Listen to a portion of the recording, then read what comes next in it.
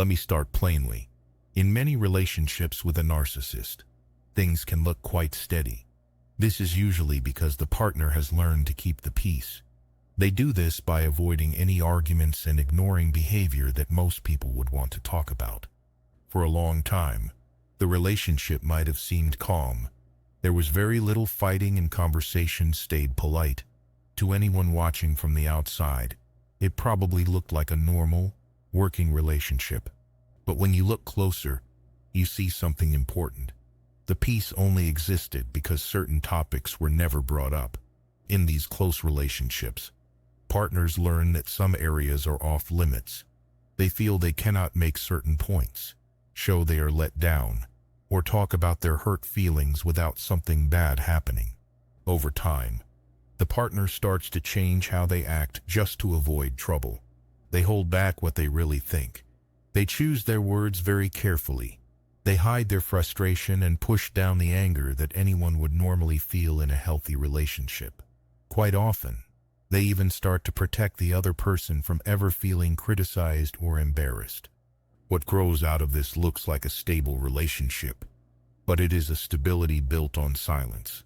As long as the person does not feel judged, things stay calm.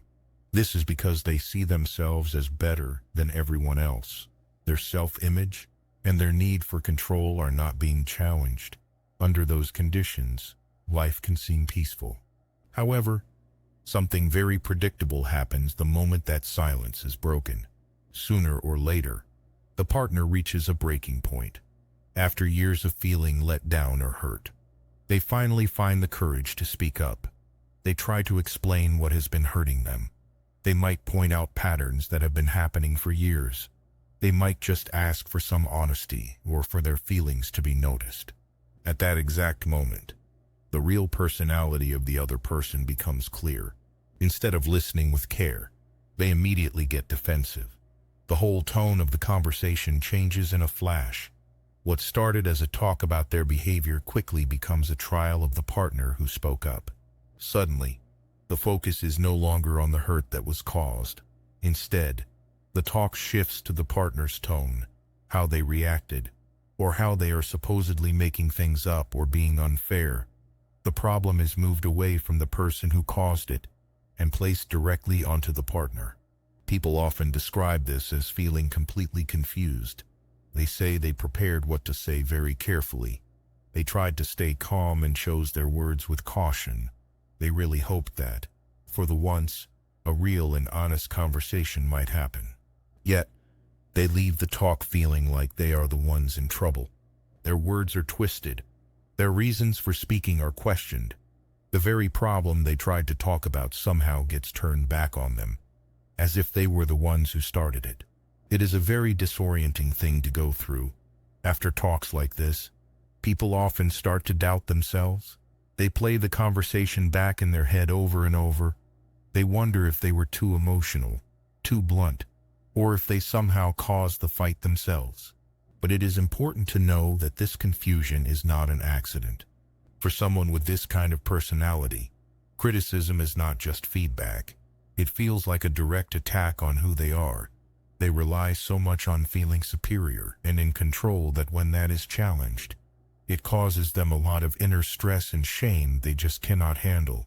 Their mind reacts very fast to protect them. One of the main ways they do this is by projecting.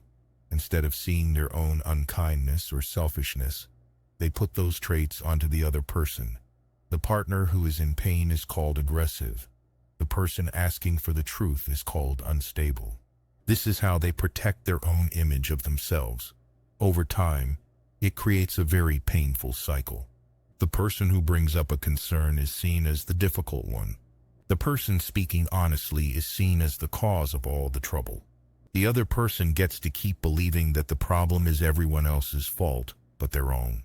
As this happens again and again, the partner starts to lose trust in what they see and feel.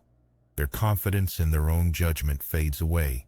Even when they know deep down that something is wrong, they hesitate to trust their own gut.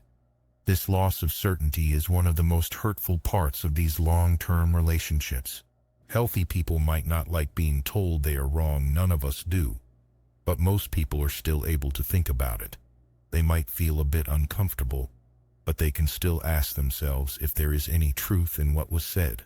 A narcissistic person has a much harder time with that. For them, being told they are wrong feels like it could destroy them. That is why they don't get curious. They get defensive.